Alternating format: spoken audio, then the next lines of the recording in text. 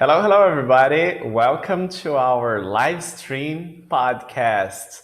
Hi, Kelsey. What's Hi, up? hi Anderson. I'm doing great. Good to see you. All right, good to see you too. And today we're going to talk about a study plan for 2021. And we're going to start by showing you our original study plan back then when we were students. So, Kelsey, can you tell us a little bit about when you learned Portuguese? What did you do? How did you organize yourself to study? Well, when I first started learning Portuguese, it was in Brazil. I was there and I just had to start speaking. So it wasn't until after I came back to the States that I started studying more intentionally. Um, but my goals there were to first be able to express myself. So I got a Portuguese tutor and we worked on basic things like, how can I uh, learn these five basic verbs to tell stories about what I've done, what I've experienced. And then I made it a goal to practice Portuguese every day, like listen to Portuguese every day. If it was just 5 to 10 minutes, do something where I'm learning at least one new word a day. And then from there, I was able to slowly expand little by little. Um, and still, whenever I learn new words, I always make sure to repeat it back. Like if I'm having conversation with a native speaker, I will ask them like, "Oh, can you say that again?" And then I'll repeat it so that I know that I got it right. So that helps with me producing the language as well. And so let me see if I get it straight. Your first goal was to learn one word a day. Yes. And One how new did you do vocab. that? I would like listen to Portuguese podcasts, like basic ones. Even if I just listened for 5 minutes, I would definitely learn a new word.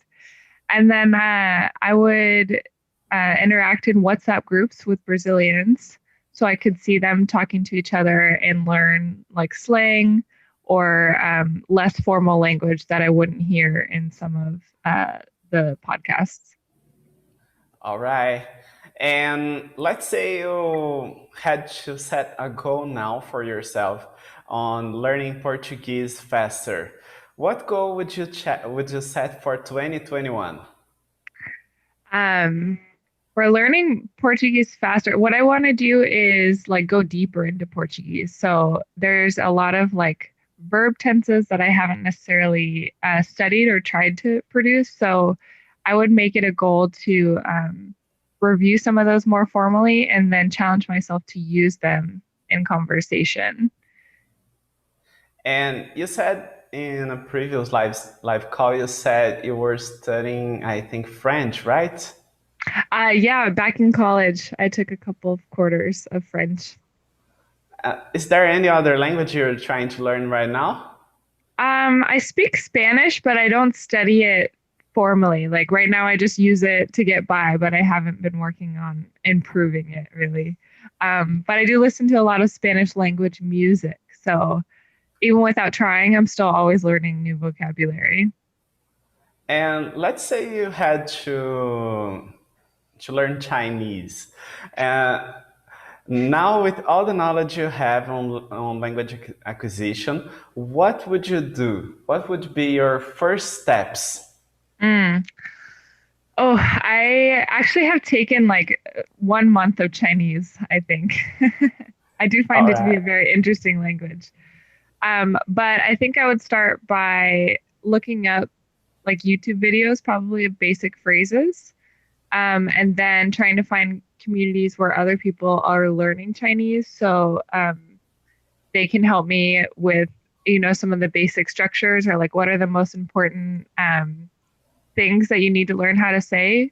Because I'm in a Portuguese group where I find that we have beginners, and it's really helpful for me as a Portuguese language learner to share with them like what were the most important things that I learned on my journey.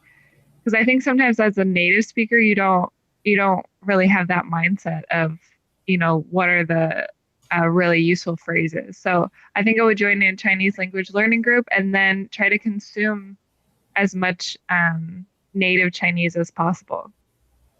All right, all right. I gotta talk about my journey when I was learning English. I had many years of trying, and 1 year that I really did it.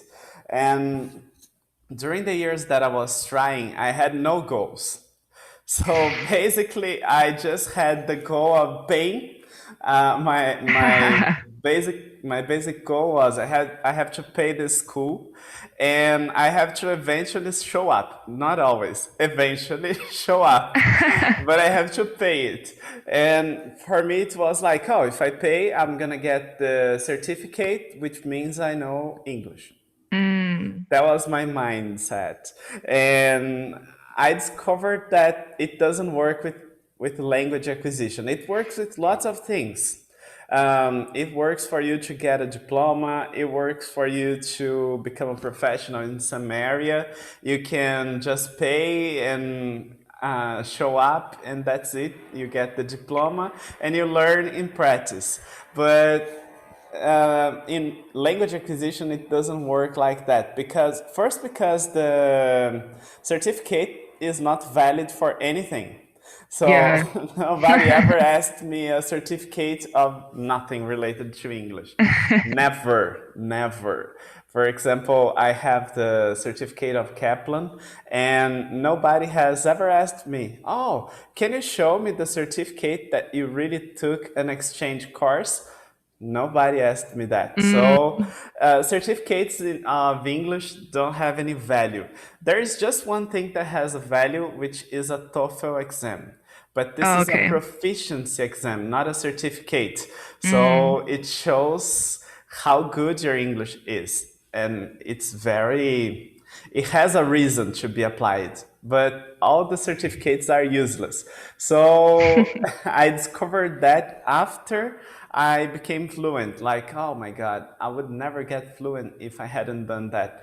And it was really by accident that I became fluent because I had no goals. So every year I used to start the year like, oh, this year I will learn English. I will speak English.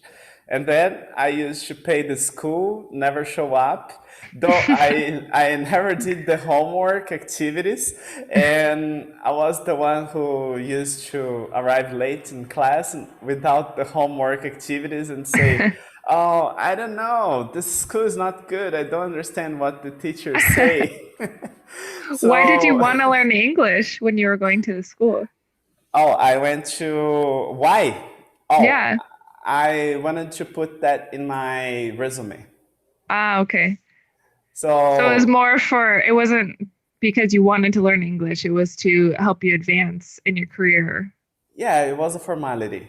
So, since I had no deep, first, I had no second goal besides learning English, as you said. So, I didn't have any reason for learning, and therefore, I didn't pay proper attention to that. I remember the coordinator of the school used to talk to me, and she used to say, Anderson, you gotta study hard. You gotta study 1 hour a day. And I was like, doesn't she think I have a life? I have a life besides English. I can't study 1 hour a day. She's crazy. 1 hour a day is 7 hours a week. Come on. It's one day of work. No, I can't do that. So I was like, no, English is not my priority. And I can dedicate 2 hours a week in class. And I would never learn that way. Yeah. So nowadays I know it, and nowadays English is my number one priority because I'm an English teacher, and I only got fluent because I managed to make English my number one priority. Mm. So the first time I went to the United States, I was the first time that I discovered that English was important. So until there, English was theoretically important, Like, oh, I know everybody in the world speaks English. I need English because eventually I'm gonna have to talk to a client, or eventually I'm gonna have to go somewhere where people speak English.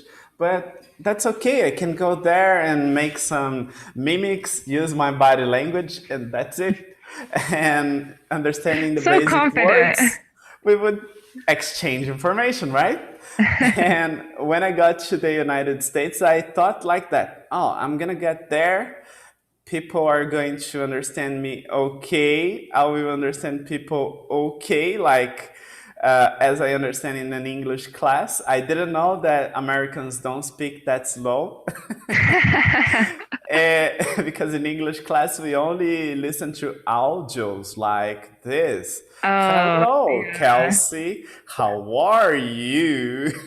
And I was like, all right, everybody's gonna speak just like that. It's gonna be amazing. And I got to the hostel with lots of difficulties because I couldn't explain to the taxi driver where the hostel was. So I had to show him the address, and he eventually got me there. He charged double, of course, because he toured me the whole city. Oh, of course. Oh, no. uh, but anyways, when I got there, I discovered that English was very important because everybody there could speak English, but me. And everybody was having a good time. They were playing the guitar uh, together, and they used to eat pizza together. They used to be very close friends. Even though it was a hostel, people just met. They looked like best friends. And I was Yeah. like, man, if I spoke English, I would be having a very good moment right now. Oh man, I suck. That was the feeling. I suck. Oh, Really poor insane. Anderson. And that was very important for me because by that suffering, I learned the importance of English and how difficult it was. I used to take it for granted, you know? Oh, Yeah. it's pretty easy. And it wasn't, it's easy. Don't get me wrong, it's not difficult. But it's not like anywhere speaking. Yeah. So from that day on, I decided to take it serious, and I started, like having a real plan. So when I was there, I said, I'm not going to speak a word of Portuguese until I'm able to speak English. And that was like a self commitment, I commit to myself to do that, and it was pretty cool. It paid off. I had great Yeah. results with that. And when I returned to Brazil, I was already able to speak English, like really speak English, and I applied for a bilingual position. Oh, So cool. that was my way to stay focused because I know myself. I'm gonna be really honest with you here. I have no discipline. I'm not a person like, oh yeah, I'm gonna set this and I'm gonna organize and do this, that. Nowadays, I am a little bit better, but back then I was just like, oh, parties, parties, parties. So I had no discipline, and I said, all right, maybe if I work with the English, it's gonna be a way for me to take it serious. And Yeah. that's what I did. So I started working at Itaú Bank to attend governors from all over the world. Oh, And cool. it was pretty cool, but it was pretty hard because I didn't understand half of the things they say, Oh, especially no. because they were not native speakers. So their English were like Indian English. Hello, Anderson, Yeah. and Super. Arabic English, Japanese English. So it was very interesting. And from that day on, I started always setting the goal of I have to make English important somehow. So giving English classes, or by attending in English, or by watching lots of movies and series and things that are not translatable to Portuguese, you know. Yeah. So it was very good for me working that way. So if you're watching this and you have no discipline, now you know you can do that. I think your story speaks to an important aspect of language learning, and that's what's your motivation? Because when you were studying at school in Brazil, you didn't really have that except for to put it on your resume. And then when you got to the US, it was like, oh, I need this to communicate, to enjoy myself, to connect with others. Um, and I think that's similar to what happened to me because my first interaction with Portuguese was being there and not being able to communicate that it really increased my motivation from the beginning. Yeah, that's it. And Kelsey, now I'm gonna talk to you about the goals you set with your students. What kind of goals do you usually set? It's usually based on what they need English for. So a lot of them need it in their jobs. They're interacting with English speakers. So I try to replicate the scenarios that they need English for. Like if they need to interview a client and ask them about their needs, we'll work on that kind of vocabulary. So I try to use language that they're going to be using right away. I don't necessarily always build from the ground up because I think that, just like um, kids, you kind of learn it all at once. You hear it all at once as a native speaker. So I try to do both. I use language that they need to have in the minute, and then I also go back and teach the basics at the same time. All right. And talking about month by month, what would you do in terms of, oh, this month I think you should learn this or focus on this or that? How would you plan? Like, let's say your students say, oh, I want to learn English in 1 year. What would you do? Would you say it's possible? And would you start setting goals? Or would you say, all right, let's make it a little longer and work day by day after day? I don't know. I definitely think it's possible, but in that case, I would say you definitely need to be listening and speaking English every day. So I would set them up with some like English media or English speaking groups and say, like, interact with these every day and bring me your questions. And so I would let that kind of guide the discussion. But I also think it depends on the person's goals, right? Like, is your goal to speak with other people? Is it because you have to write applications for grants? So a lot of times I found that my students' goals are to speak.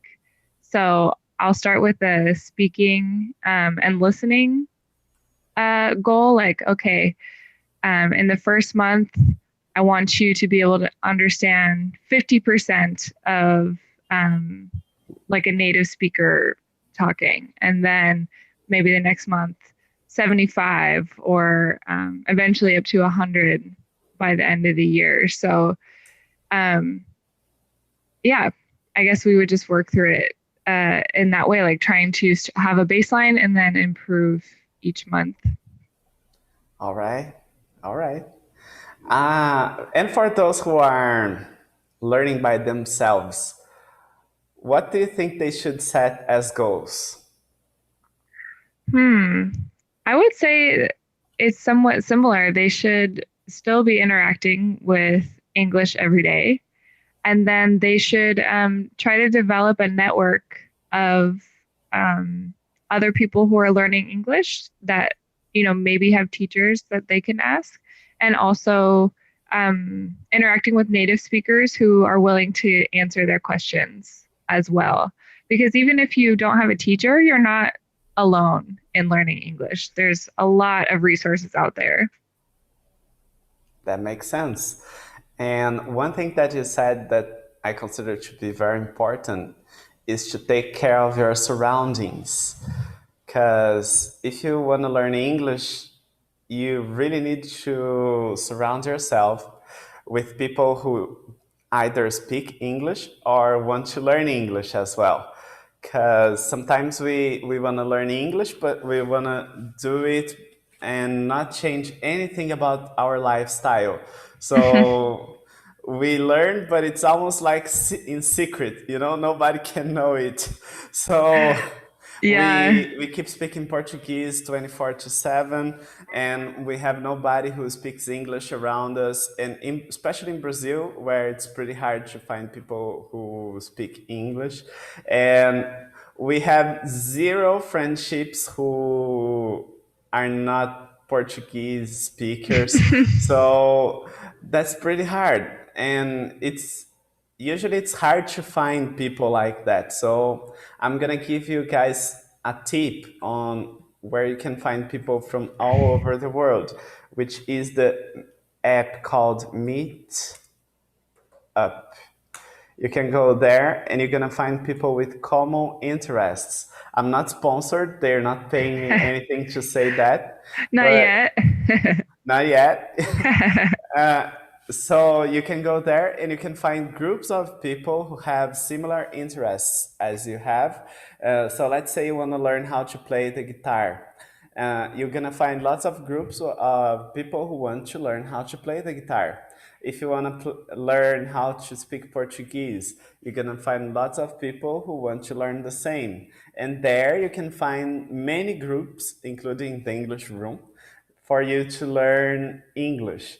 And besides that, you can join us on our group. So it's t.me/no Portuguese here.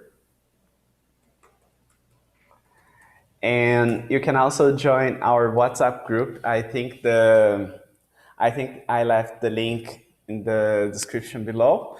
But there you can find lots of people who are having the same kind of difficulties that you probably have. And this way you can find some people to practice with you. How can I say that? Buddy? Like a learning buddy. Yeah, learning buddies. So it's a way for you to find people who are in the same vibe as you are. So Yeah. go there. It's a good way. And That's also a it's a great good way for you. suggestion. And it's also a good way for you to find our meetings because we have meetings every Sunday where you can practice. And yesterday I made a live call on Instagram where I said that people Oh, could. good. You said you Yeah, were working on that. I'm starting to work on that. And yesterday I said about people using the English room to learn English for free.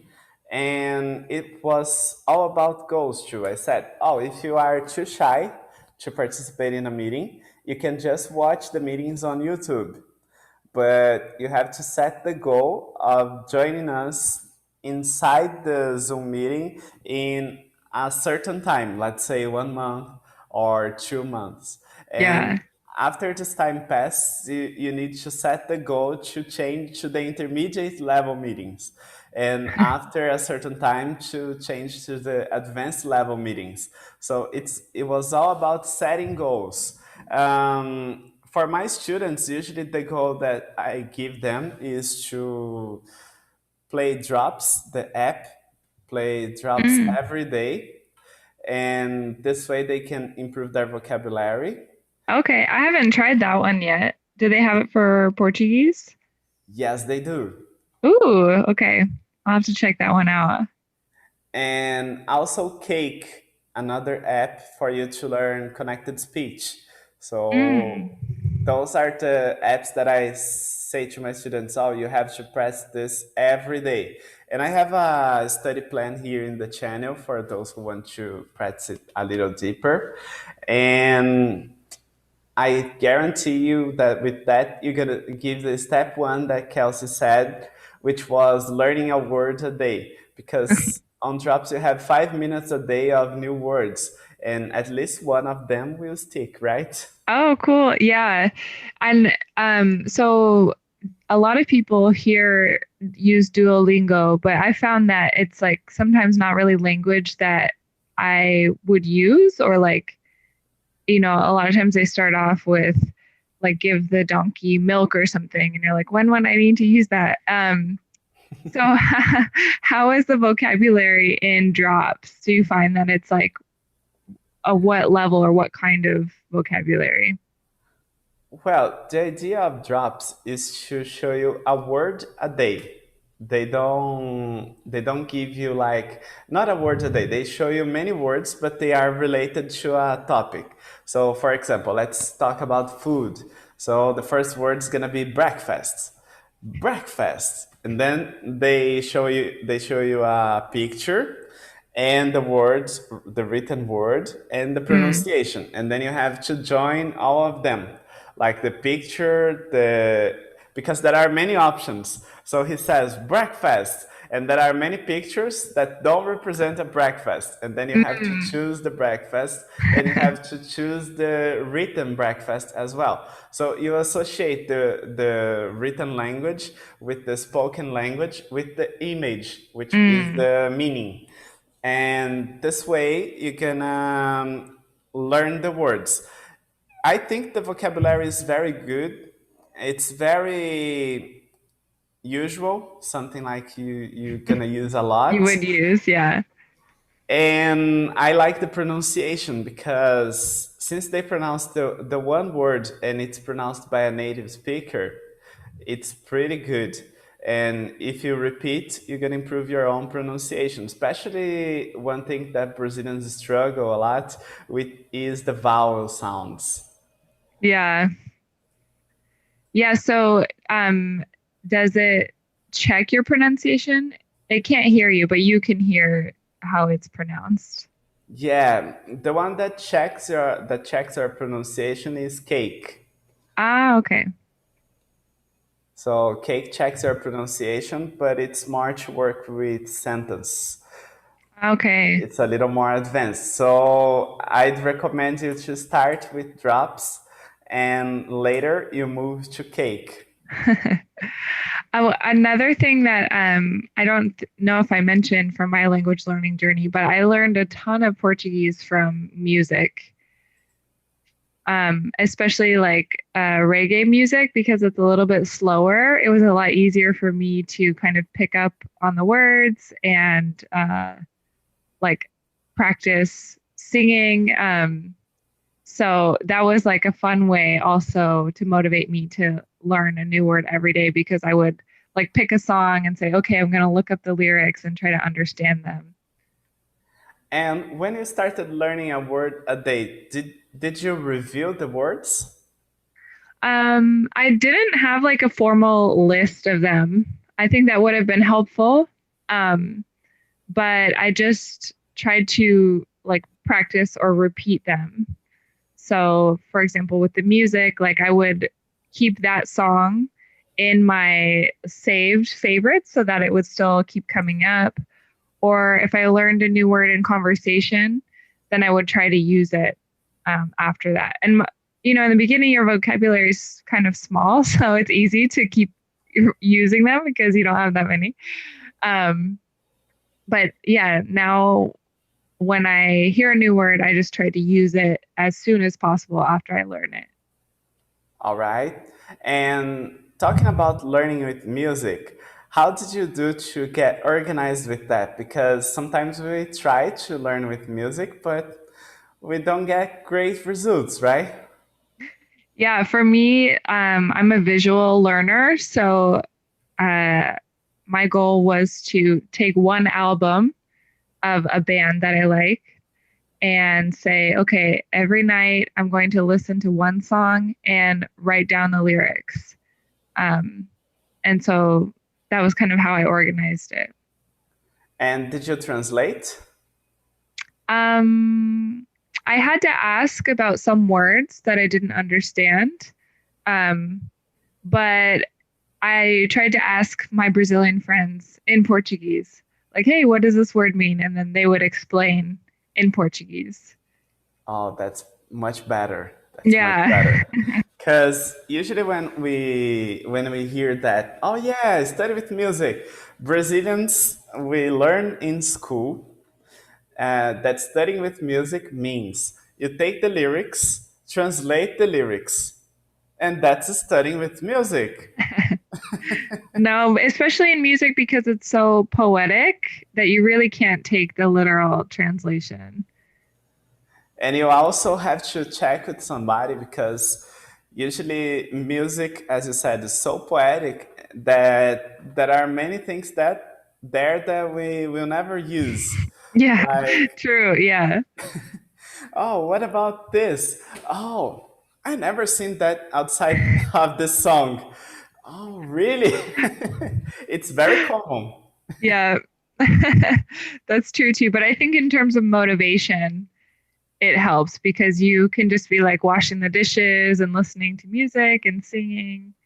Um, I think a lot of people start to learn Portuguese that way because Brazilian music is so deep and so rich that there's a lot that really attracts people to the music. I think American music sometimes can be very difficult. For example, if you take a look at Rihanna. Oh yeah, Rihanna. So if you take a look at Ariana Grande, they have very difficult lyrics. Yeah. And Rihanna, does she speak American English? Um, I haven't really heard her in interviews. I know she's from the Caribbean, but I would say that her like music wise, it sounds like American English to me, but it's hard to tell with singing. All right. Yeah. So when she's singing, the English is totally American to you. Um, I yeah, there might be some songs that are more Caribbean English, but I don't have them in the top of my head. Do you All have an right. example you're thinking of? No, I don't know. I was just thinking about the song, the most famous songs of her. For Like under my work, work, work, work, umbrella. work. Yeah. Yeah. It seems like she focuses on one word for You her see me do courses. me work, work, work, work. You see me do me work, work, work. So for me, it was like not American English because of the Mm. connections she makes. But I don't know. You're the one. You're the one who was born in America. Yeah, for me, it doesn't sound like noticeably different. All Um, right. but I know that they say like, there's like Adele, for example. I can't tell that she's singing British English when she sings. Like, I think in music, it's sometimes hard with the accent. Um, but at least for vocabulary, maybe not so much pronunciation. That's a good point. But like I said, I always think reggae is good to learn. I know a lot of students use Bob Marley to learn English because it's like slower. And what do you think of Bob Marley songs? Oh, I love them. They bring me like a positive energy. And do you think they're good to learn English? Yeah, I think so. I mean, again, a lot of his music is poetic, so it's not going to translate literally, but you'll still learn new words and like maybe learn some pronunciation. All right. Talking about goals to the students, I'd like to give them yearly homework. So let's do this like this, Kelsey. I'd like you to suggest one activity for them to do on the first month of the year, and I'll suggest another one. And then we're gonna do this for every month, and I'm gonna write this down on the chat so they can copy that and maybe really influence their goals with that. So, what would you suggest for January? January, let's say sign up for a language learning app. All right. Can you explain the word sign up? Yeah, sign up means to register or create an account. I think it's important to also start using that, right? Yeah. Because if you just sign up, they will say, "Oh yeah, I signed up." Okay, let's say sign up and use like 10 minutes a day. All right. Let me write this here. Use it. minutes a day. I would give them the homework of start thinking in English every day. Think at least in one sentence per day in English, totally in English, without translating. Like, it could be a very simple sentence, the book's on the table, or it could be your name. But every day, think at least one whole sentence every day. You make Okay. the sentence and you think in English and you don't translate. It could be like the first thing you do in the morning. You wake up, oh yeah, my name is Anderson. All right, your goal is done for the day. You can go to the day and do whatever you want. Okay, Plus I think Kelsey, that's so you can wake up, think one sentence, and after start using the app for 10 minutes, and then you get up. there you go. Yeah, instead of scrolling through Instagram, you can use your language app. At least one sentence. All right. Just to be clear, all the things we're going to put here, they are cumulative. You're gonna add the things. You're not gonna replace them. So, what should people do in February? All right, in February, let's say join an English WhatsApp group and try to interact with that group every day. All right. Join in English WhatsApp group and interact there. Interact is a little vague. Can you be a little more specific? Let's say I think it would be best if you could try to send one audio per day Oh, in very English. good. Very good, very good. So let me read that for you for you to check if that's okay. Join an English WhatsApp group and interact there every single day by sending an audio. Mm-hmm. An audio file, right? Yeah.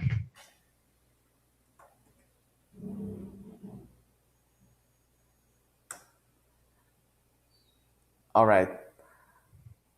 My goal for February is talk to somebody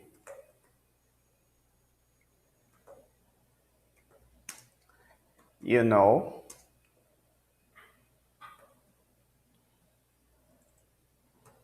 only in English. Ooh, that's a good one.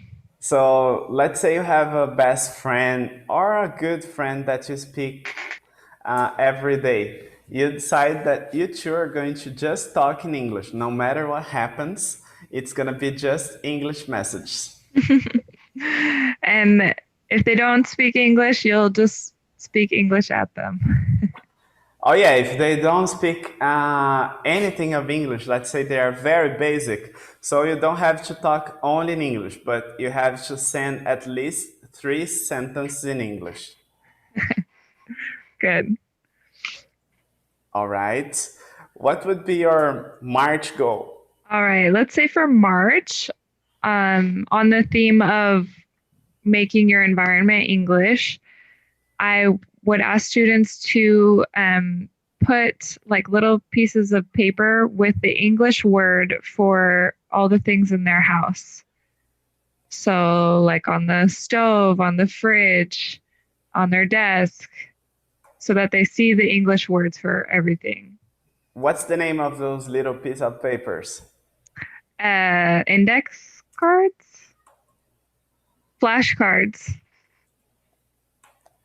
I would call it stickers. Can I?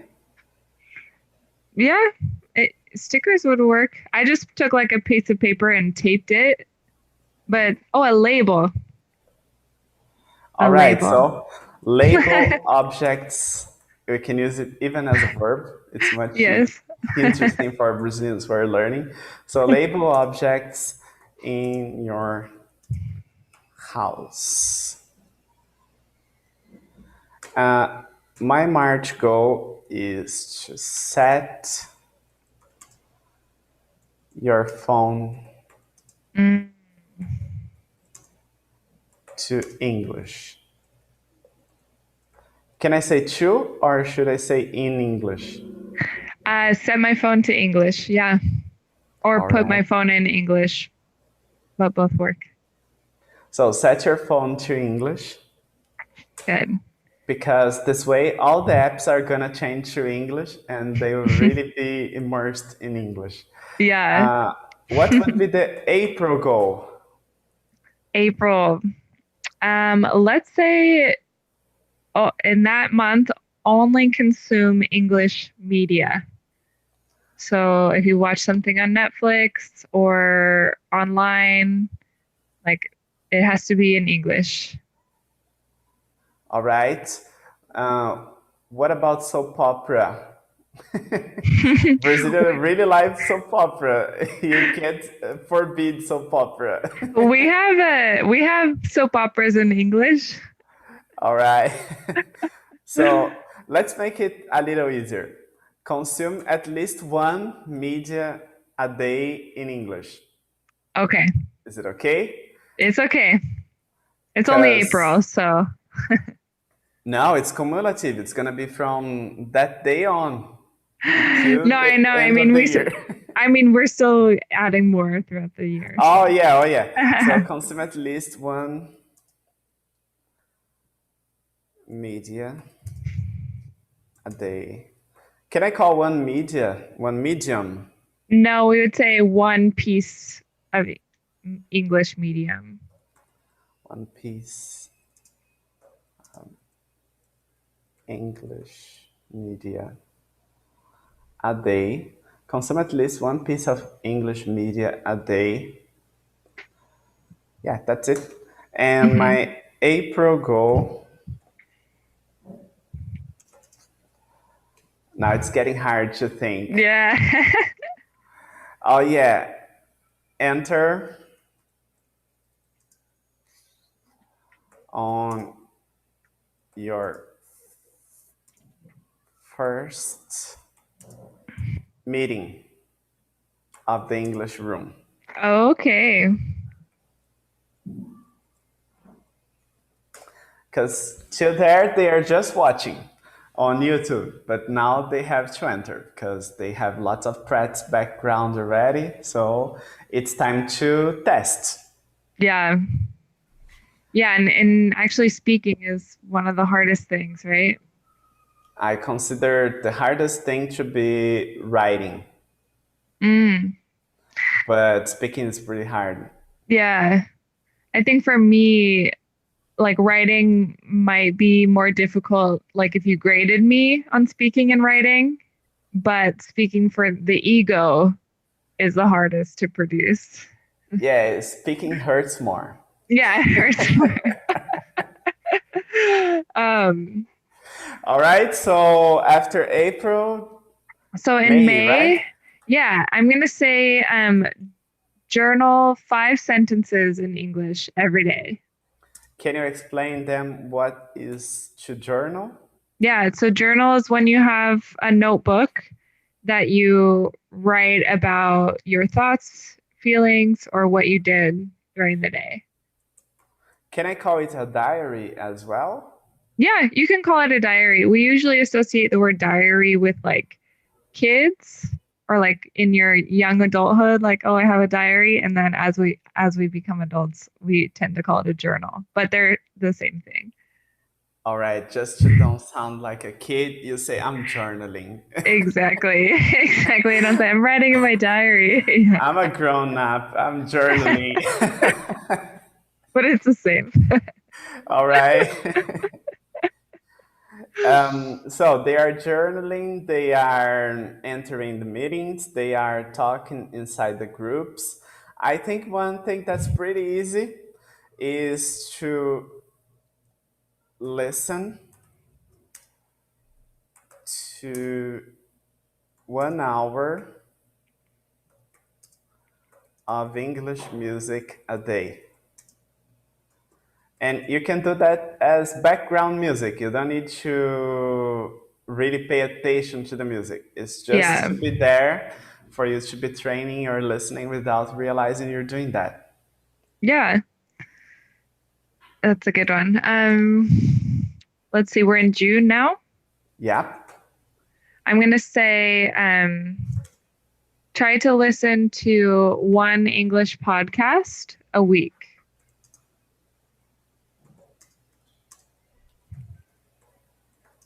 And it can be on any topic, anything that interests you.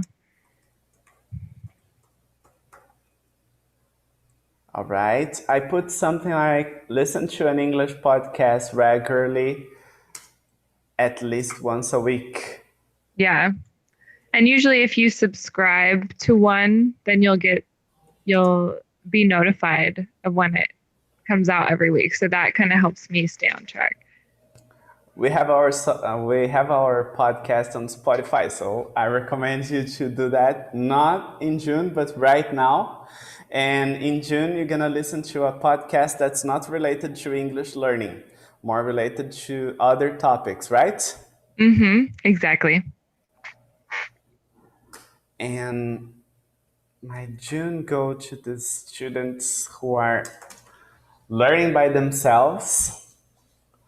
Well, I have to think what I usually do. I have a good one. Talk to yourself during the shower. Oh,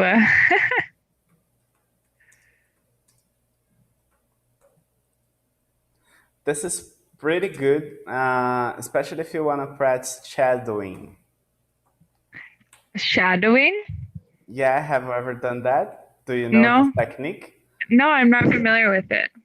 Shadowing is when you make impressions of some people who are English native speakers in order to improve your intonation. Oh, okay. So you actually shadow the phrases or just the sounds? You can do whatever you want, but the idea is you need to have in mind that you're talking like that person. So I don't know, you imagine you are Morgan Freeman, and then you start talking like Morgan Freeman. You Yeah. imagine you're Kelsey, so you start talking like Kelsey. Hello, everybody. Yeah. Or That's the idea. Obama. Yeah. Obama is pretty difficult. Donald Trump is easier. Yeah. Yeah. I don't want to shadow him though.